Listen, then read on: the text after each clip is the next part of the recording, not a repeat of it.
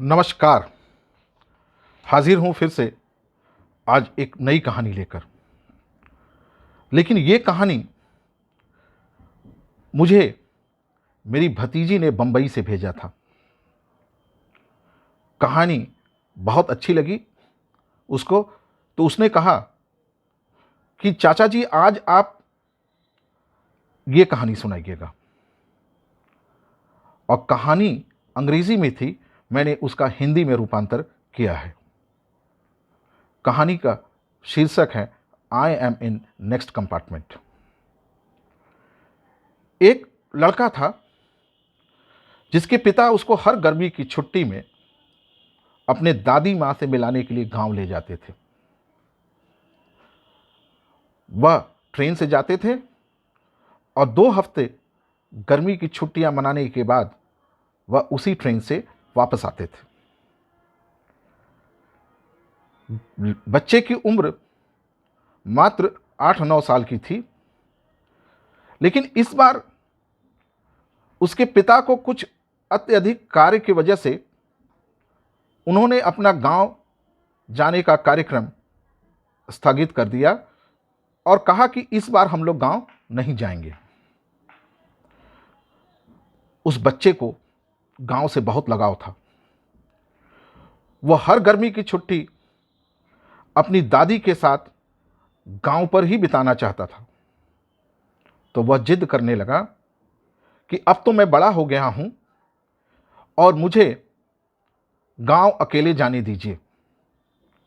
मैं अकेले ट्रेन से जा सकता हूं, मुझे कोई दिक्कत नहीं है, और मैं जब जाऊंगा तभी तो सीखूंगा। उसने अपने पिता को और अपनी माता को इस बात के लिए राजी कर लिया कि वह गांव अकेले जाएगा। नियत तिथि पर उसके पापा और मम्मी उसको स्टेशन पर छोड़ने गए, ट्रेन पे बिठा दिया और उसको लाख हिदायत देने लगे कि किसी से बात मत करना, किसी का दिया हुआ कोई खाना मत खाना, और याद से अपने डेस्टिनेशन पर, अपने गंतव्य पर उतर जाना। वो बच्चा रूठ गया और खींच के बोलता है कि ये बातें तो आपने कई बार हमको समझाई हैं, अब मुझे ये बातें बताने की ज़रूरत नहीं है। मैं बड़ा हो गया हूं और मैं सारी चीज़ें अपने से मैनेज कर सकता हूं। वह बच्चा इतना बोल के अपने पापा से कहता है कि पापा आप निश्चिंत रहिए, मैं चला जाऊंगा। तो उसके पापा ने कहा ठीक है। लेकिन उसके पापा ने अपने जेब से एक कागज़ निकाला और उस कागज़ को उसकी जेब में डाल दिया और कहा कि जब तुम्हें कोई परेशानी हो, तुम्हें कोई डर लगे, तो ये कागज़ निकाल लेना। ट्रेन चल चुकी और वह बच्चा खिड़की से निकलते हुए पेड़ों को, निकलते हुए सीनरियों को देखने लगा और आनंदित होने लगा कि आज वह अकेले सफ़र कर रहा है। ट्रेन में भीड़ बढ़ने लगी, लोग आने लगे, चाय वाले और भी कई तरह से जो लोग बेचते हैं कंपार्टमेंट में, वो आने लगे। वह इन सबको देखता हुआ मन ही मन प्रफुल्लित हो रहा था, खुश हो रहा था कि आज उसको वो मिल गया है जो वो बहुत दिन से चाहता था।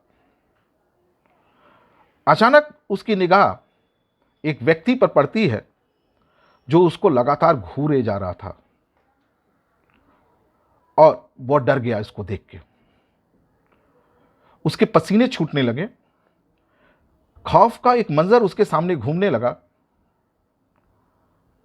वह अपने आप को नीचे, उसकी नज़र, उसने अपने नज़र को नीचे गड़ा दी जिससे उस व्यक्ति की नज़र उसकी नज़र से न मिले, और हार्ट बीट उसकी बढ़ने लगी।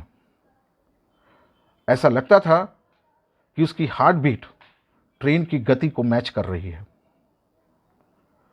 वह रोने वाला ही था, उसके आंख में आंसू आ गए, अंदर से हिल गया था, वो घबरा रहा था। तभी उसको याद आया कि उसके पापा ने कहा था कि जब तुम्हें ऐसा महसूस हो तो अपने जेब से वो कागज निकाल लेना। उसने उस जेब से कागज निकाला, वो कागज निकाला और कागज निकाल के पढ़ने लगा। पढ़ने के साथ ही उसके चेहरे पर खुशी आ गई। जो घबराहट उसके अंदर अभी तक थी, वह अचानक कहां चली गई पता ही नहीं चला और वो मुस्कुराने लगा। उस कागज पर लिखा था कि बेटे तुम परेशान मत होना, मैं बगल वाले डिब्बे में हूं। इतना सुन के वह इतना आश्वस्त हो गया, इतना कॉन्फिडेंट हो गया कि वह सफर आसानी से करने लगा। मित्रों, हमारे साथ भी ऐसा होता है। जब ईश्वर ने हमको इस दुनिया में भेजा तो एक कागज हमारे जेब में डाल के भेजा है। हम जानते हैं कि हम बहुत परेशानियों से गुजर रहे हैं। हम जानते हैं कि अत्यधिक हम मानसिक पीड़ा से गुजर रहे हैं। कठिन समय है, रोज अपनों को मरते हुए देख रहे हैं, ऑक्सीजन की कमी देख रहे हैं और महसूस कर रहे हैं कि कहीं ये हमारे साथ तो ना होगा। हर व्यक्ति यही मनाता है ईश्वर से कि ये हमारे साथ ना हो। इससे हम मानसिक पीड़ा में रहते हैं। हमेशा हम मन में एक अनजानी चिंताओं से घिरे रहते हैं, जिससे हमारा मस्तिष्क भी प्रभावित होता है, मन भी प्रभावित होता है और मन से ही स्वास्थ्य है और स्वास्थ्य भी प्रभावित होता है। उस परमपिता परमेश्वर पर विश्वास रखिए मित्रों। जब उसने हमें यहां पे भेजा है, जब उसने हमको दुनिया में भेजा है, तो वही एक कागज हमारे जेब में है, वो हमारे साथ यात्रा कर रहा है। पूरा विश्वास रखिए, पूरा ट्रस्ट रखिए कि हमको कुछ नहीं होने पाएगा, क्यों से कि वह हमारे साथ है।